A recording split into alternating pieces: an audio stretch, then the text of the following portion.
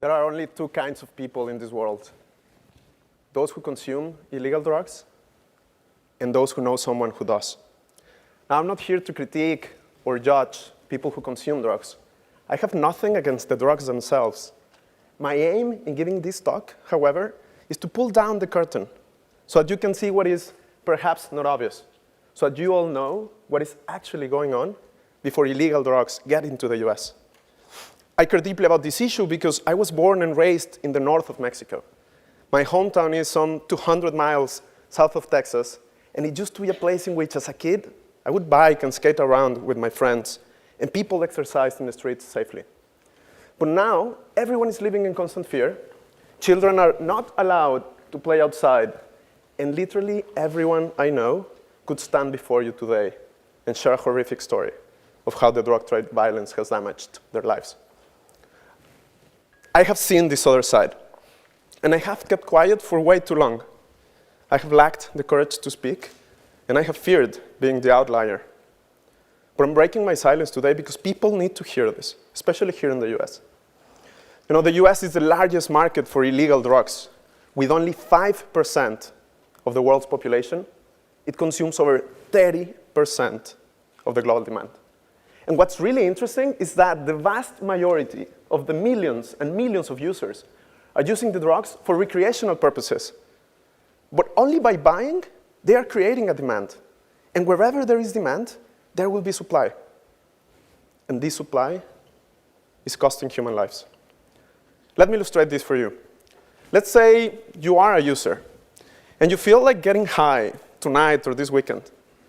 So you would contact your trusted dealer and engage in a business transaction with him or her.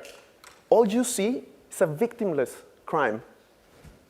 So you get high, and no big deal. But what you don't see is that for any dealer to be able to sell to you, they need to be working with one of the cartels. And before cartels supply to their dealers, they either produced the drugs in Mexico or imported them from Asia or South America and crossed them to the US by land, air, or sea. And at every step of this chain, there's bloodshed. Why is this the case?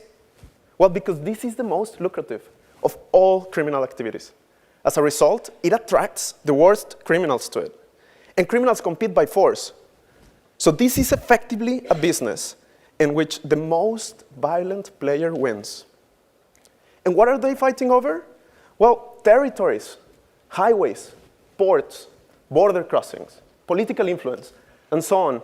Because the real money to this business is not in producing drugs, but in getting them from the source to the end consumer here in the US.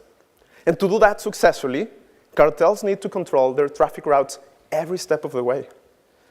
And to prevent smaller criminal groups from growing and eventually competing with them, they also set out to control smaller criminal activities like human trafficking, kidnapping, piracy, extortion, and even prostitution. To protect their huge profits, they are killing not only the people involved in their business, but also journalists, law enforcers, and innocents who refuse to cooperate.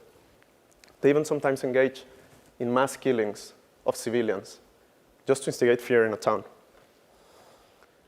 In the span of this hour of talks, 3 people are getting killed just in Mexico. This is 60 lives every single day. Many of them are innocent men, women, and children. The official death toll since 2007 stands at 160,000. This number is larger than that of the Iraq and Afghanistan wars combined. This is the bloodiest conflict in North America since the American Civil War.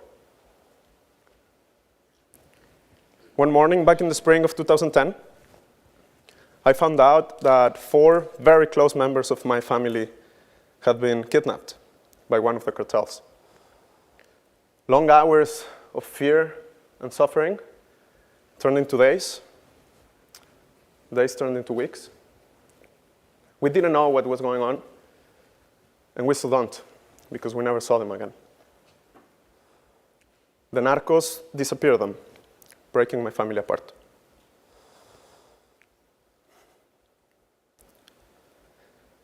Now, by show of hands, who here believes in making the world a better place through our daily actions? I believe most people do, actually. In the US, every day is more common to hear about people becoming vegetarian to save animals. People are buying cruelty-free cosmetics, fair trade coffee, conflict-free diamonds. And I deeply admire how this heightened awareness about supply chains is growing. But unfortunately, we haven't yet picked up on the worst of them. One that is killing not animals, but human lives. Because Americans are spending around $150 billion on illegal drugs every year, an amount that is slightly higher than what the US federal government spends on education, and 5 times larger than what the US federal government spends on law enforcement. So you can see why this problem is so huge. And thanks to a very convenient geographic location, Mexican cartels control over 70% of the US market. The truth is that with an incentive of this magnitude, no government action in the US or Mexico will ever be enough to mitigate the violence. Around 3 years ago, Mari, a hardworking, lower-class woman who worked with me for over 6 years, realized that one of the cartels was recruiting young boys from her neighborhood by force. Being the mother of a 14-year-old boy, Mari panicked. So she took her whole family and they walked away. They ran away. For several months, they lived at a very remote and uncomfortable shelter. So as soon as they heard that their neighborhood was relatively safe again, the family returned home. On the second night from their return, a group of armed men entered their house and killed her boy in front of her and her whole family, just in retaliation.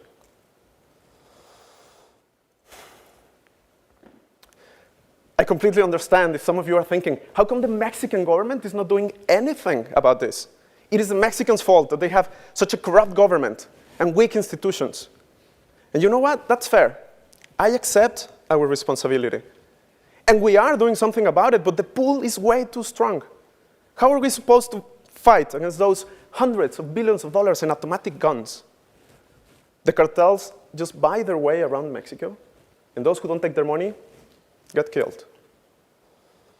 The fact we can't walk away from is that every time we buy illegal drugs, we approve, reward, and incentivize these criminal organizations. We approve, reward, and incentivize the narcos. So I stand before you today because I desperately need your help, and because I know that each one of us here could bring about a huge change. Think about this. Recreational users spend between $200 and $2,000 on illegal drugs every month. Just to give you a glimpse of what this money buys for the cartels, with $200, they can get 1,000 new rounds of ammunition. $500, a brand new AK-47 rifle. $700 pays the monthly cost of a full-time employee on their death squad. What if instead, you or someone close to you stopped buying illegal drugs? You would single-handedly help prevent several kidnappings, extortions, or worse. So if you're not a user, I ask you to please have this conversation with your friends, with your families. And if you are one, please think twice before you buy again. Consider alcohol or legal weed instead. Just don't lie to yourself, because now you know where your money would find its way to. Eventually, if we succeed, my family, people in my hometown, and all over Latin America would start feeling safe again. Our children would go back to playing outside. Thank you.